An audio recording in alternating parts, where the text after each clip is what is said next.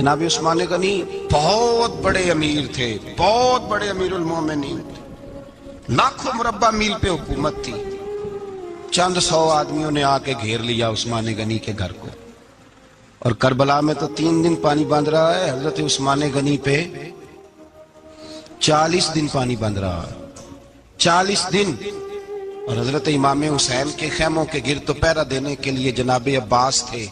اور میں تاریخ کے سارے معتبر حوالے عرض کر سکتا ہوں کہ جب حضرت عثمان غنی کو خطرہ ہوا تو مولا علی شیر خدا نے امام حسن اور حسین کو تلواریں پکڑائیں اور فرمایا دروازے کے آگے کھڑے ہو جاؤ، کوئی بدبخت تمہارے خالو عثمان غنی کے دروازے تک جانے نہ پائے۔ اور اس دروازے سے پھر گیا بھی کوئی نہیں، اس لیے کہ وہاں حسنین کریمین کا پہرا تھا۔ جو گیا بے ایمان تو پیچھے سے چڑھ کر کے گیا۔ حضرت عثمان غنی لاکھوں مربع میل کا حکمران، جہاں جس کے پاس چند ووٹ ہوں وہ دندناتا پھرتا ہے، جس کے پاس 4 باڈی گارڈ ہوں اس کی بات وہ کرتا ہے تو ہوا میں۔ حضرت عثمان غنی کے پاس ہزاروں کی فوج ہے، چند 100 لوگوں نے آپ کے گھر کو گھیر لیا، شہید کرنا چاہتے ہیں۔ جناب عثمان غنی رضی اللہ تعالیٰ عنہ کے پاس حضرت علی رضی اللہ تعالیٰ عنہ، کئی اور لوگ گئے۔ کہا عثمان 3 باتیں ہیں، یا تو ہمیں اجازت دو، یا تو تم تھوڑی دیر کے لیے خلافت چھوڑ دو، حکومت چھوڑ دو، چند دنوں کے لیے کسی اور کو امیر بناؤ۔ جناب عثمان کہنے لگے مجھے تو حکومتوں سے دلچسپی نہیں، لیکن میں چھوڑ نہیں سکتا، اس لیے کہ میرے مصطفیٰ کریم علیہ السلام نے مجھے فرمایا تھا عثمان اللہ تجھے قمیض پہنائے گا، لوگ اتارنا چاہیں گے پر تم اتارنا نہ۔ فرمایا میں سمجھ گیا ہوں، اس سے مراد یہی ہے، میں نہیں چھوڑتا۔ کہا عثمان پھر اس طرح کریں، ہمیں اجازت دیں، یہ چند 100 لوگ ہیں، ہماری تلواریں چند منٹ میں فیصلہ کر دیں گی۔ جناب عثمان غنی فرمانے لگے میں نبی پاک کا شہر اپنی وجہ سے خون میں رنگ دوں، میری وجہ سے؟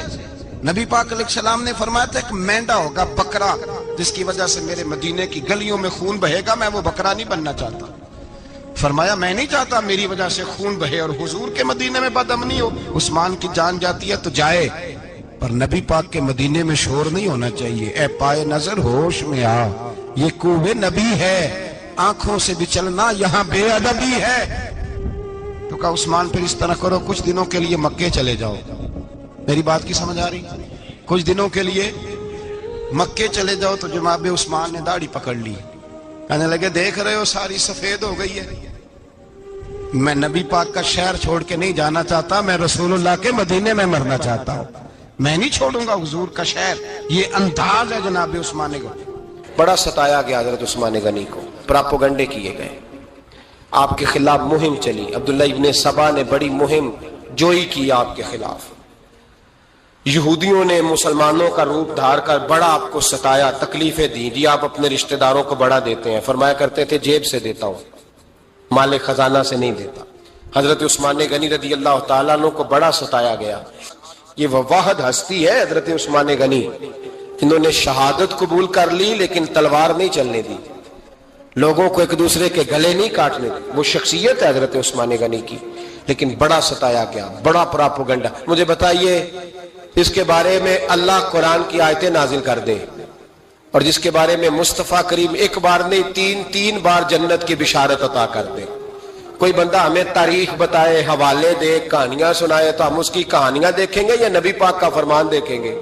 بولیں، جا کے بولیں، جا کے۔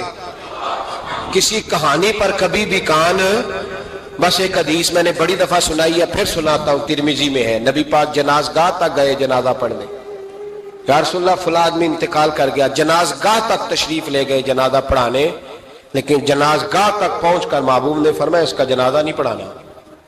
یا رسول اللہ کیوں؟ فرمایا اس لیے کہ یہ عثمان غنی سے بغض رکھتا تھا۔ نبی پاک سید عالم صلی اللہ تعالی علیہ وآلہ وسلم نے خود اپنی زبان مبارکہ سے، ترمذی شریف میں حدیث موجود ہے کہ نبی پاک صلی اللہ علیہ وسلم احد پر گئے تو احد کانپنے لگا، تو حضور نے فرمایا احد ٹھہر جا، تیرے اوپر ایک نبی، ایک صدیق اور 2 شہید موجود ہیں۔ تو وہ 2 شہید کون تھے؟ ایک حضرت عمر فاروق، ایک حضرت عثمان غنی رضی اللہ تعالی۔ خود حضور نے فرمایا۔ حضرت عثمان غنی کی جو نانی ہے نا، یہ نبی پاک کی سگی پھوپھی ہیں۔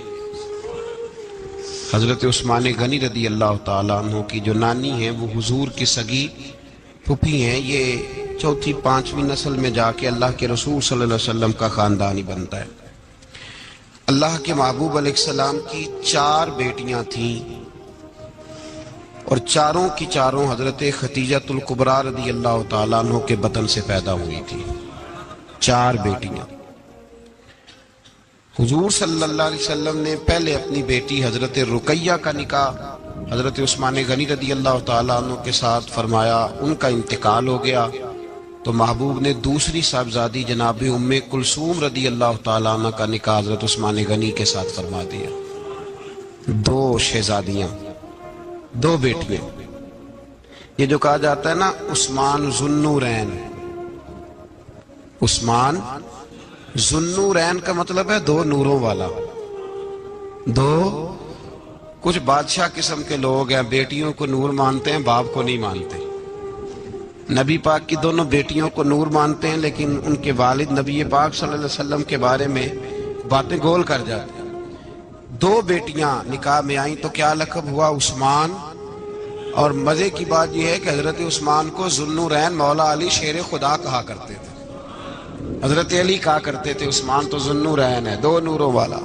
بریلی کے امام فرمانے لگے تیری نسل پاک میں ہے بچہ بچہ نور کا، تو ہے نے نور تیرا سب گھرانہ نور کا۔ اور کہنے لگے نور کی سرکار سے پایا 2 شالہ نور کا، نور کی سرکار سے پایا 2 شالہ نور کا، ہو مبارک تجھ کو ذوالنورین جوڑا نور کا۔ مبارک دے رہے ہیں دوسری شادی پر، کہتے ہیں ہو مبارک تجھ کو ذوالنورین جوڑا نور کا۔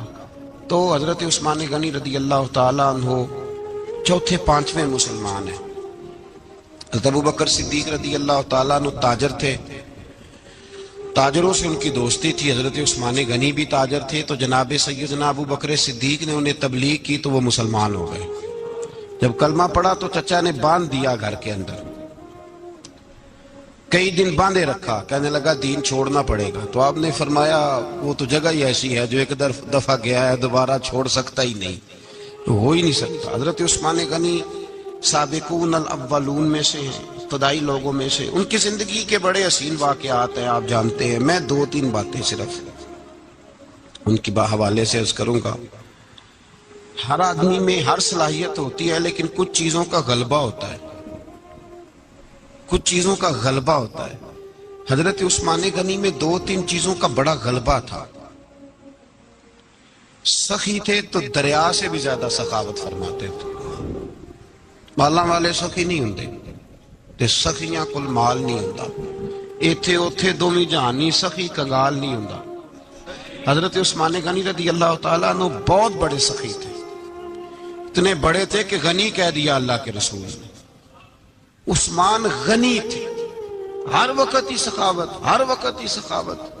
اللہ کے رسول صلی اللہ تعالیٰ علیہ وسلم نماز پڑھ کے نکلے، جنت البقیع والی جگہ حضور کو پسند آ گئی۔ فرمایا کچھ صحابہ آتے ہیں یہاں تو انہیں سواریاں کھڑی کرنے کا مسئلہ ہے۔ آج کل نہیں مسئلہ ہوتا پارکنگ کا، اس زمانے میں اونٹ گھوڑے باندھنے کے لیے حویلی چاہیے تھی۔ تو حضور علیہ الصلوۃ والسلام آ کے بیٹھے تو فرمایا جگہ بڑی اچھی ہے، کبھی مل جائے نا تو صحابہ کو سواریاں باندھنے کے لیے اچھی رہے گی۔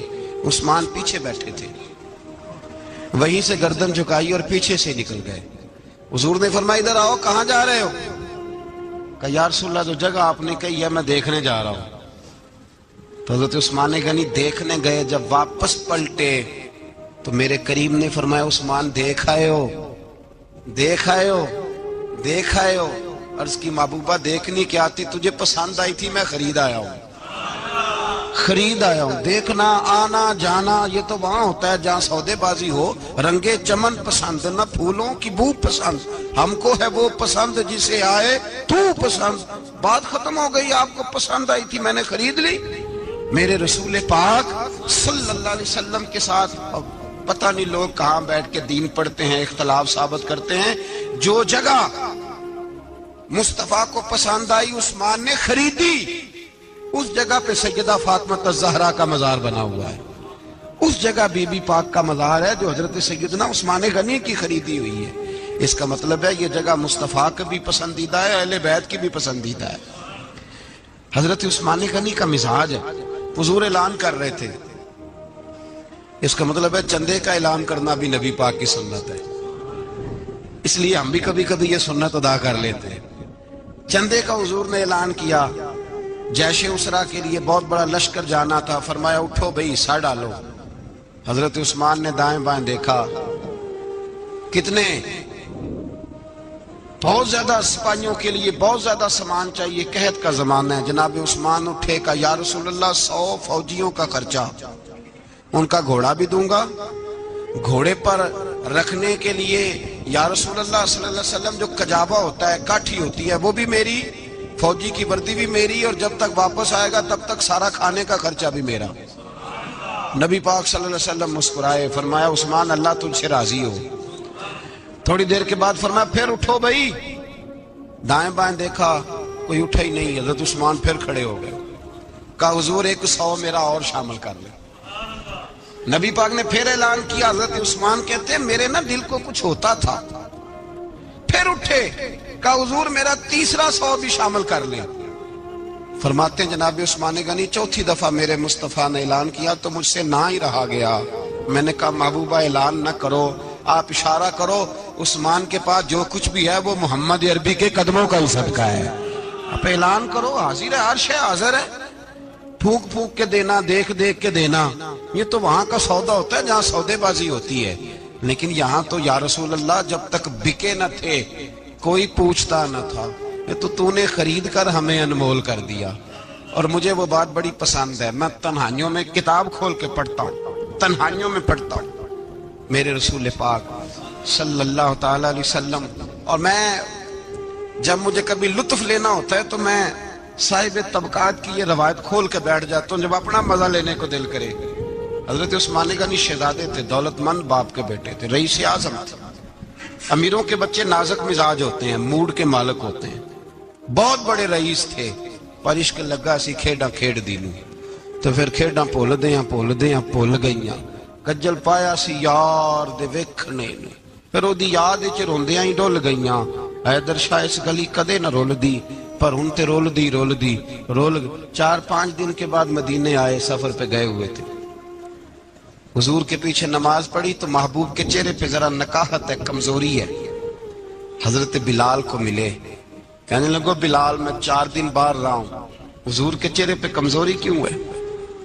جناب بلال کہنے لگے جا گھر جا کے پوچھ لے. کہتا میں نے دروازے پہ دستک دی. سیدہ عائشہ صدیقہ اندر سے بولی کون ہے؟ میں نے کہا اماں جی غلام ہوں عثمان، میں 4 دن کے بعد آیا ہوں تو چہرے پہ بڑی کمزوری ہے. فرماتے جناب عائشہ ہچکی لے کے روئی. کیا ہوا؟ تو کہنے لگی عثمان 4 دن ہو گئے کونین کے مالک نے روٹی کوئی نہیں کھائی، ایک پیالہ دودھ کا ایک کھجور. حضرت عثمان غنی رضی اللہ تعالیٰ کا اماں جی آپ پردے میں نہیں چلی جاتی؟ شہزادہ توڑے گئے، گھر سے اناج کی بوری کندھے پہ رکھی، ہر چیز اٹھائی. غلام کہنے لگا مجھے دے دو، 20 نوکر ہیں گھر میں. فرمایا نہیں یہ میری ڈیوٹی ہے، میں نہیں کرنی. عثمان خود گئے، رسول پاک کے گھر میں جھاڑو دیا، چولہے میں آگ جلائی. حضرت عائشہ کہتی ہے میں پردے کے پیچھے سے دیکھ رہی تھی، جب عثمان پھونکے مارتے تھے تو داڑھی سے دھواں نکلتا تھا. پھر عثمان جس نے پانی کا پیالہ بھی خود نہیں پیا تھا اس نے سالن پکایا، پھر روٹیاں پکائیں تو ہاتھ جلے. کھانا پکا کے اور دسترخوان لگا کے مسجد میں حاضر ہوئے. کہا محبوبہ اگر مہربانی کریں تو گھر نہیں آتے؟ حضور تشریف لائے اور جب پہلا لقمہ تن تندور ہڈاں دا بالن تے اسی ہاواں نال تپایا، کپ کپ لکیاں پیڑے کیتے، اتوں عشق پلیتھن لایا، تن دی ہانڈی من دا سالن، اتوں لون صبر دا پایا. غلام فریدہ میں ساری تیری، تینوں اجے یقین نہیں آیا؟ کہا محبوب یہاں بیٹھے تو صحیح، یہاں بیٹھے تو صحیح. حضور تشریف فرما ہوئے اور پہلا لقمہ جب نبی پاک نے منہ میں رکھا تو عثمان تڑپ کے روئے. 600 دینار نیچے رکھے. یا رسول اللہ میں نے دولت کو آگ تو نہیں لگانی اگر تیرے کام نہ آئے. حضور کس کام کی یہ جائیدادیں، کس کام کی؟ اگر آپ کے گھر میں 4 دن کھانا نہ پکے. حضرت عائشہ صدیقہ فرماتی ہیں عثمان تو چلے گئے، یہ کہہ کے تو میرے مصطفیٰ نے پھر ہاتھ اٹھائے اور ایسی دعا دی کہ میں تڑپ اٹھی، میں رونے لگی. حضور نے جھولی اٹھا کے کہا اے اللہ میں عثمان سے راضی ہوں، تو بھی میرے عثمان سے راضی ہو جا. اے اللہ میں راضی ہوں، تو بھی راضی ہو جا. اور بھائی یہ درد، یہ ذوق، یہ مزاج، یہ انداز، یہ حضرت عثمان غنی کو اللہ نے عطا فرمایا. آپ آج لوگ اعتراض کرتے ہم پہ، کہتے ہیں تم پہلے مدینے بعد میں مکے، زیادہ دن مدینے تھوڑے دن. یہ کیا انداز ہے تمہارا؟ سنو حدیبیہ جس کا ذکر قرآن مجید نے کیا، ید اللہ فوق ایدیہم، پڑھو نا گھر میں جا کے قرآن مجید. حضرت عثمان غنی رضی اللہ تعالیٰ عنہ ساتھ تھے جب نبی پاک صلی اللہ علیہ وسلم 1400 صحابہ کو لے کے عمرے کی نیت سے نکلے. حدیبیہ کی مقام پر کافروں نے روک لیا، کہا عمرہ نہیں کرنے دیں گے. حضرت سیدنا عثمان غنی کو نبی پاک نے سفیر بنا کے بھیجا. جناب عثمان غنی کئی سالوں کے مکے سے بچھڑے تھے، سامنے کعبہ نظر آیا، احرام بندھا ہوا ہے.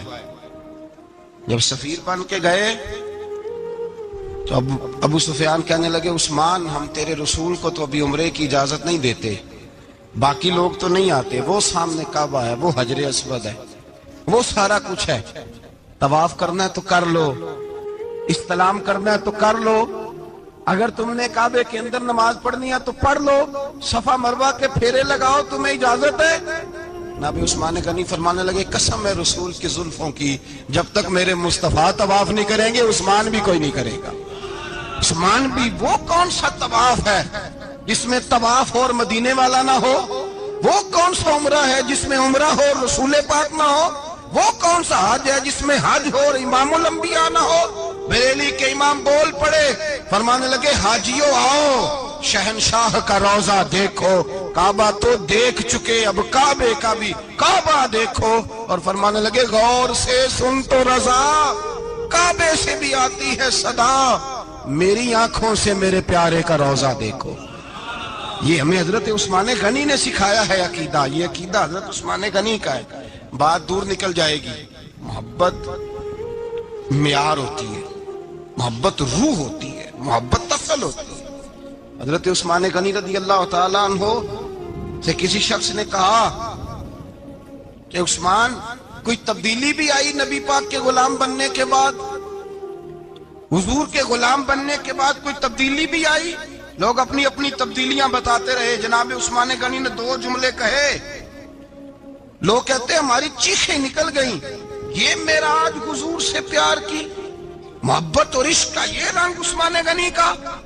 حضرت عثمان غنی کہنے لگے تم تبدیلی کی بات کرتے ہو؟ میں نے جب سے نبی پاک کے ہاتھ میں سیدھا ہاتھ دے کے بیعت کی ہے، میں نے یہ ہاتھ دوبارہ کبھی گندگی کو نہیں لگایا. اور فرمایا جب سے پہلی نظر سے جلوہ ودھوہا دیکھا ہے، میں نے اس کے بعد اپنی شرمگاہ کو بھی کبھی نہیں دیکھا، اس لیے کہ ان آنکھوں میں رسول اللہ کے جلوے رچ بس گئے. یہ معیار پیدا کیا جناب عثمان غنی نے.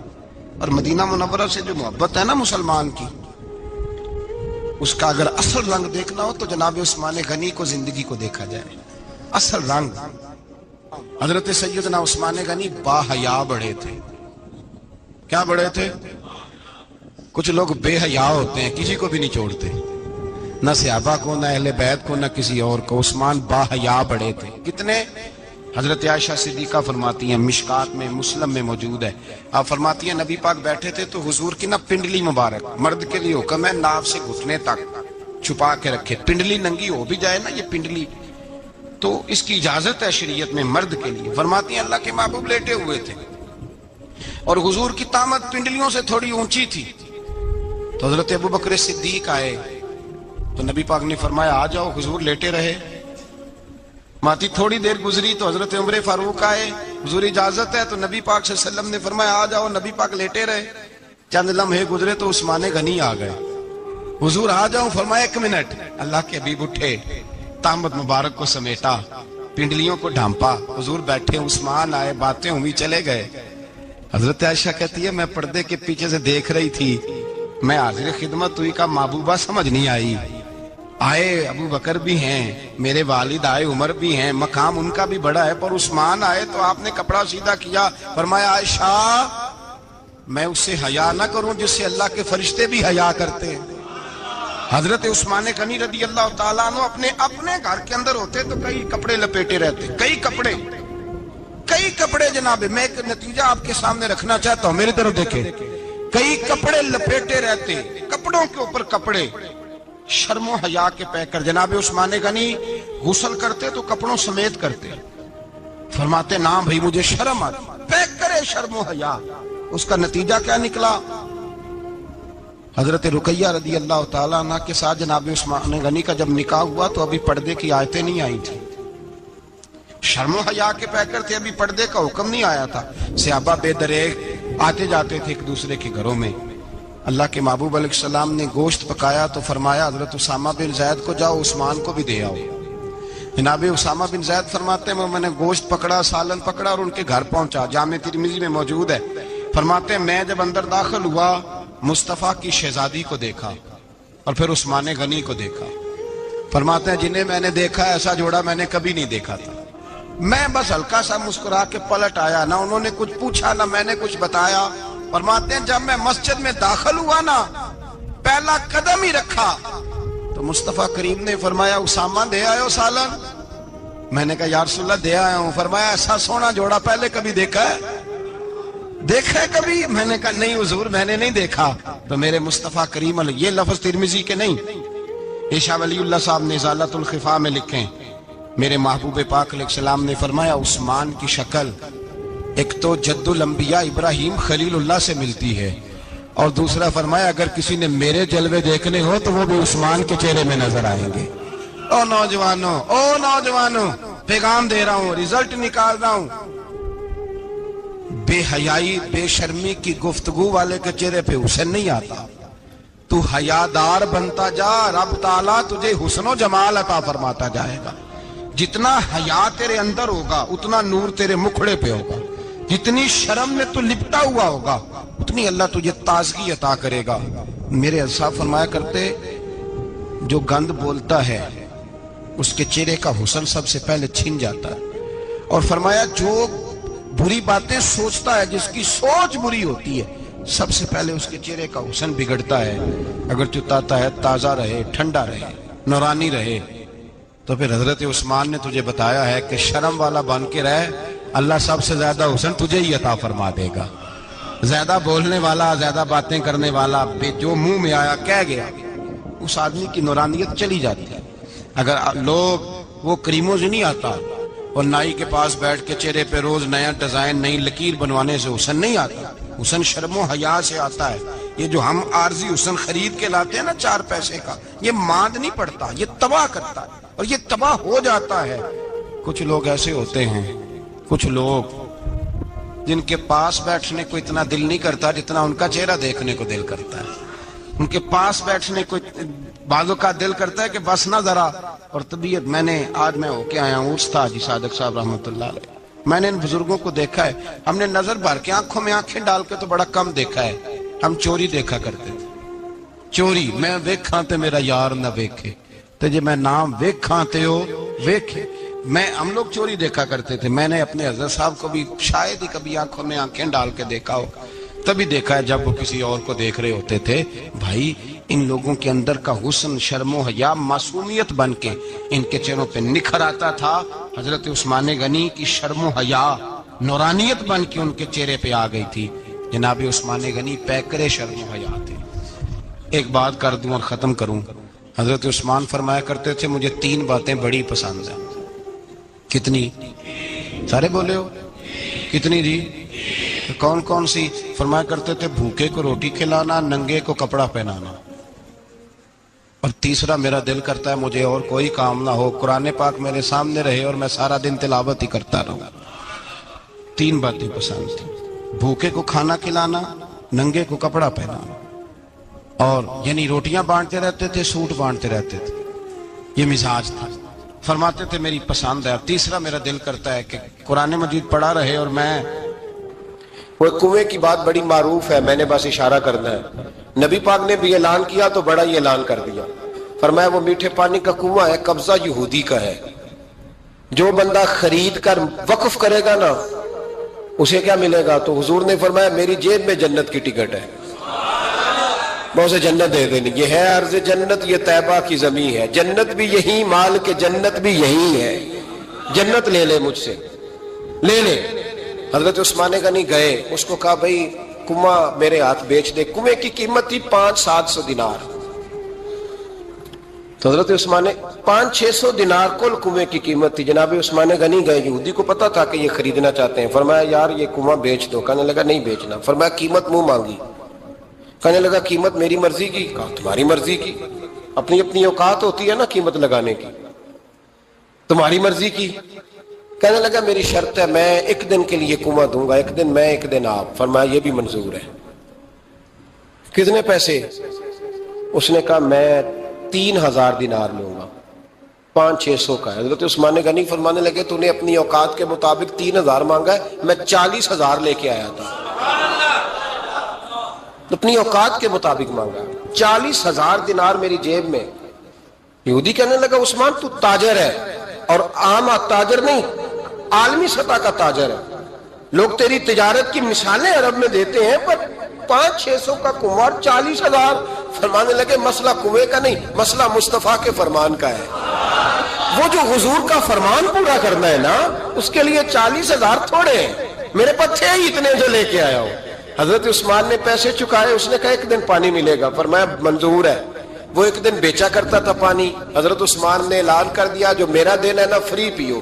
ملا رومی رحمۃ اللہ علیہ فرماتے ہیں کنویں سے سادہ پانی نکل جائے تو تازہ آ جاتا ہے، اور اگر پانی کنویں کے اندر رہے سارا ختم نہ ہو تو باسی ہو جاتا ہے۔ اس لیے فرمایا کرتے تھے میں اس کنویں سے پانی پیتا ہوں جس پہ رش زیادہ ہوتا ہے، اس لیے کہ وہاں سے پانی ختم ہوتا ہے تو تازہ آتا رہتا ہے۔ فرماتے تو اللہ کے رستے میں سارا خرچ کر دے، اللہ تازے عطا کر دے گا اور پہلے سے زیادہ عطا کر دے گا۔